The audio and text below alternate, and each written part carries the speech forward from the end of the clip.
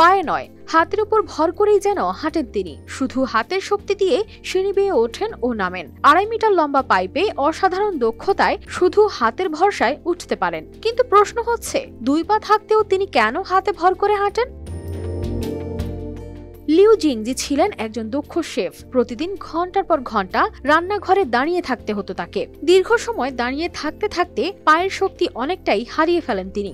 ধীরে ধীরে অবস্থা এতটাই খারাপ হয় যে একটানা 2 ঘন্টার বেশি দাঁড়ালে অসহ্য যন্ত্রণা হতো। তারপর চিকিৎসকরা বলেন, যদি এই ধারা চলতে থাকে তাহলে হয়তো তাকে হুইল চেয়ারে চলে যেতে হতে পারে।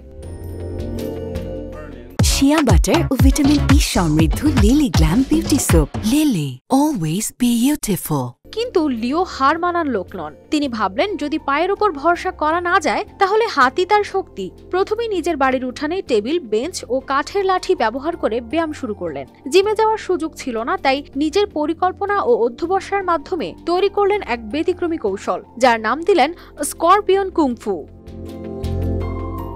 শুরুটা এতটাও সহজ ছিল না। প্রথমে ভারসাম্য ধরে রাখতে পারেননি, বারবার পড়ে গিয়েছেন, হাতে ব্যথা পেয়েছেন। কিন্তু ধীরে ধীরে তিনি শুধু হাতের উপর ভর দিয়ে হাঁটা, দৌড়ানো এবং সিঁড়ি বেয়ে ওঠার দক্ষতা অর্জন করেন। এরপর তিনি তার ব্যায়ামের ভিডিও সামাজিক মাধ্যমে পোস্ট করা শুরু করেন, আর অল্প সময়ের মধ্যেই তার ভিডিওগুলো ভাইরাল হয়ে যায়। বর্তমানে তার ফলোয়ার সংখ্যা 21 লাখেরও বেশি।